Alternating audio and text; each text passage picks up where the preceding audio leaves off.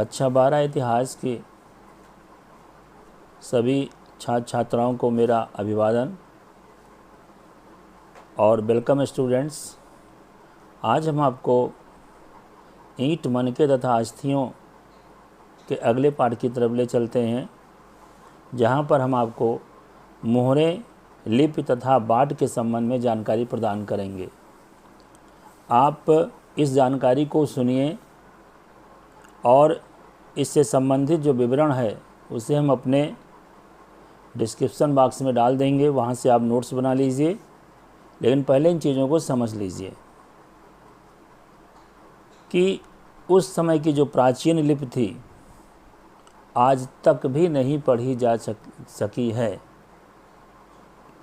मोहरों पर जो कुछ लिखा हुआ है, जो मुद्रांकन किया गया है, उस मुद्रांकन के बारे में आज तक पुरातत्वविद कोई भी सूचना प्राप्त नहीं कर सके हैं।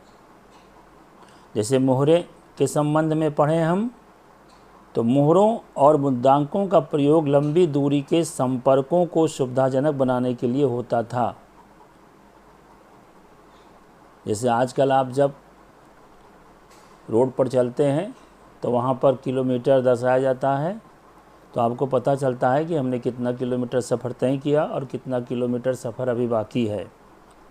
तो प्राचीन काल में हड़प्पा सभ्यता के संबंध में मोहरों और मुद्रांकों का प्रयोग लंबी दूरी के संपर्कों को सुविधाजनक बनाने के लिए होता था। आप इस बात की कल्पना कर सकते हैं कि सामान से भरा एक थैला एक स्थान से दूसरे स्थान तक भेजा गया और उसके मुख को रस्सी से बांध दिया गया और फिर एक गांठ लगा दी गई और गांठ के ऊपर गीली मिट्टी जमा करके उसके ऊपर एक मुहर से उसे दबाकर सील कर दिया गया, जिसमें उस मिट्टी के ऊपर मुहर की छाप पड़ गई। अब इस थैले के अपने गंतव्य स्थान पर पहुंचने का मुद्रांकन हमेशा हमेशा के लिए बना रहा। इसका अर्थ ये था कि थैले के साथ किसी प्रकार की छेड़छाड़ नहीं की गई और प्रेषक की पहचान का भी पता चल गया।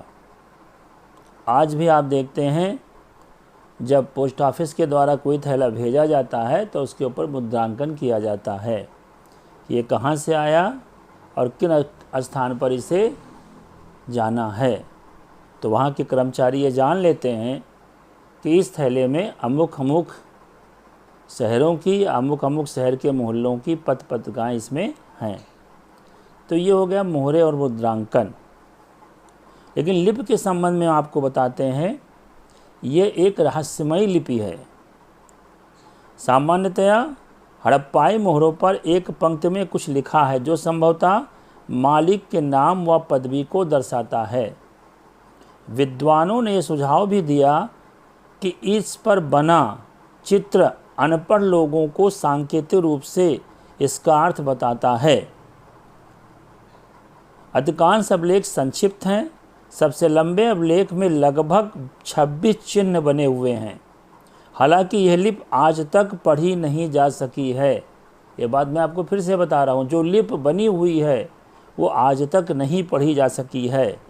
पर निश्चित रूप से ये वर्णमालीय, अर्थात जहाँ प्रत्येक चिन्ह पर एक स्वर अथवा व्यंजन को दर्शाता है, नहीं थी। क्योंकि आप जानते हैं कि हम जो लिपि आज पढ़ते हैं हिंदी में, देवनागरी लिपि, उसमें कितने स्वर होते हैं और कितने व्यंजन होते हैं। लेकिन इस लिपि में न तो कोई स्वर दर्शाता है न कोई व्यंजन दर्शाता है। इसमें चिन्हों की संख्या कहीं अधिक है। लगभग 375 से 400 के बीच चिन्ह बने हुए हैं। इससे ऐसा प्रतीत होता है कि यह लिपि दाईं से बाईं ओर लिखी जाती थी, यानी दाहिने तरफ से बाएं ओर लिखी जाती थी, क्योंकि कुछ मोहरों पर दाईं ओर चौड़ा अंतराल है और बाईं ओर एक संकुचित स्थान है, जिससे पता लगता है कि उत्कीर्णक ने दाईं ओर से लिखना आरंभ किया और बाद में बाईं ओर स्थान कम पड़ गया। अब हम उन विभिन्न प्रकार की वस्तुओं को देखते हैं जिन पर लिखावट मिली है। मोहरें, तांबे के औजार, मर्तबानों के अमठ, तांबे तथा मिट्टी की लघु पट्टिकाएँ, आभूषण, अस्थि छड़ें और यहाँ तक कि एक प्राचीन सूचना पट्ट। याद रखिए, हो सकता है कि नष्ट प्राय वस्तुओं पर भी लिखा जाता रहा हो। इसका अर्थ यह लगाया जा सकता है कि साक्षरता व्यापक थी, यानी लोग ज़्यादा पढ़े लिखे रहे होंगे। बाट के बारे में आप जानते हैं, ये नाप तौल के काम में आता है। आज भी बाटों का प्रयोग नाप तौल के काम में लाया जाता है। उस समय क्या था, विनिमय बाटों की एक सूक्ष्म या परिशुद्ध प्रणाली द्वारा नियंत्रित थे। विनिमय यानी आदान प्रदान, चीज़ों को लेना और चीज़ों को देना। ये बाट सामान्यतया चर्ट नामक पत्थर से बनाए जाते थे। एक पत्थर होता था जो चर्ट के नाम से जाना जाता था और आमतौर से ये किसी भी तरह के निशान से रहित घनाकार होता था। इन बाटों के निचले मानदंड द्विधारी 1, 2, 4, 8, 16, 32 इत्यादि 12,800 तक थे, जबकि ऊपरी मापदंड दशमलव प्रणाली का अनुसरण करते थे। छोटे बाटों का प्रयोग संभवतः आभूषणों और मनकों को तौलने के लिए किया जाता था। धातु से बने तराजू के पलड़े भी मिले हुए हैं। आज भी जो महंगी वस्तुएं हैं, सोना चांदी इत्यादि को हम छोटे बाटों से तौलते हैं। यहाँ पर बार बार मनकों का प्रयोग होता है। इसका मतलब ये हुआ कि मोहनजोदड़ो में मनकों का बहुत अधिक महत्व था। प्राचीन सत्ता। अब हम आते हैं प्रसाद और शासक की तरफ, प्राचीन सत्ता की तरफ। अभी तक आपको हमने यहाँ तक मोहरे, लिपि तथा बाट, लिपि के बारे में, और अब आते हैं सत्ता के बारे में। ये अगला प्रसंग है। इस संदर्भ में हम आपको बताते हैं कि हड़प्पाई सभ्यता में जटिल फैसले लेने और उन्हें कार्यान्वित करने के संकेत मिले हैं। उदाहरण के लिए हड़प्पाई पुरावस्तुओं में असाधारण एक रूपता को ही ले लें, जैसा कि मृद भांडों, मोहरों, बाटों तथा ईंटों से स्पष्ट है। महत्वपूर्ण बात यह है कि ईंटें, जिनका उत्पादन स्पष्ट रूप से किसी एक केंद्र पर नहीं होता था, जम्मू से गुजरात तक पूरे क्षेत्र में समान अनुपात की थीं। इससे ये भी देखा गया है कि अलग अलग कारणों से बस्तियां विशेष स्थानों पर आवश्यकता अनुसार स्थापित की गई थीं। इसके अतिरिक्त ईंट बनाने और विशाल दीवारों तथा चबूतरों के निर्माण के लिए श्रम संगठित किया गया था। इन सभी क्रियाकलापों को संगठित कौन करता था, ये एक प्रश्न है। जब कोई क्रियाकलाप समान रूप से एक जैसी कई स्थानों पर होती है, तो उसके पीछे किसी न किसी शासक का हाथ होता है, कोई ना कोई केंद्रीय बिंदु, कोई ताकत का हाथ होता है। अब हम आगे उसी के बारे में जानने का प्रयास करते हैं। प्रसाद तथा शासक। प्राचीन सत्ता में नंबर 1 प्रसाद तथा शासक।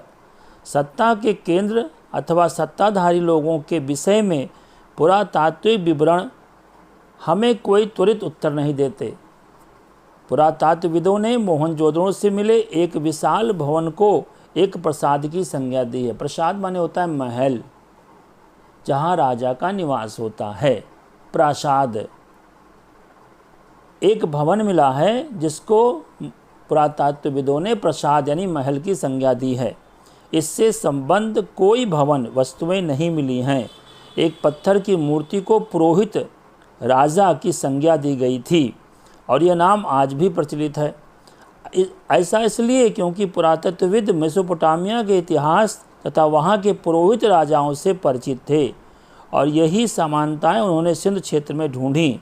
लेकिन जैसा कि हम देखेंगे, हड़प्पा सभ्यता की आनुष्ठानिक प्रथाएं अभी तक ठीक प्रकार से समझी नहीं जा सकी हैं और यह जानने के साधन भी उपलब्ध नहीं हैं।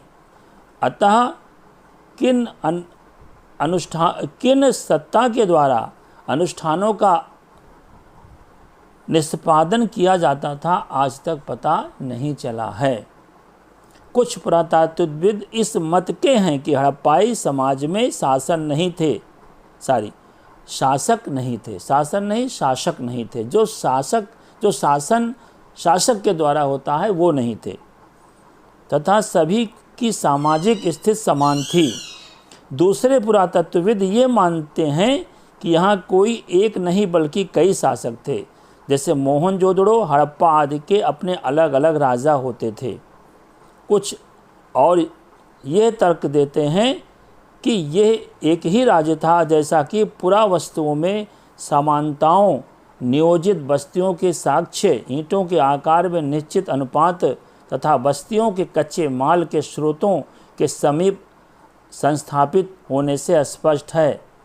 अभी तक की स्थिति में अंतिम परिकल्पना करना युक्तसंगत प्रतीत होता है, क्योंकि यह कदाचित संभव नहीं लगता कि पूरे के पूरे समुदायों द्वारा इकट्ठे ऐसे जटिल निर्णय के लिए तथा कार्यान्वित किए जाते होंगे।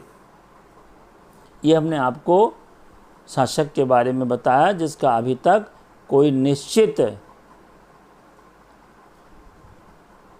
उत्तर प्राप्त नहीं हुआ है। तो इस प्रकार आपने प्राचीन सत्ता, प्रसाद तथा शासक, मोहरे, बाढ़ तथा लिपि के बारे में जानकारी दी। कल हम आपको इस प्राचीन सभ्यता के अंत के बारे में बताएंगे, जब सभ्यता का अंत हो गया था। हम आज ही इसे बताने वाले थे, लेकिन कतिपय कारणों से आज इस पर चर्चा हम नहीं करेंगे। आप अभी तक जो कुछ जान पाए हैं उसका नोट्स बना लीजिएगा। ज़्यादा से ज़्यादा बच्चों को हमारे चैनल के बारे में बताइए।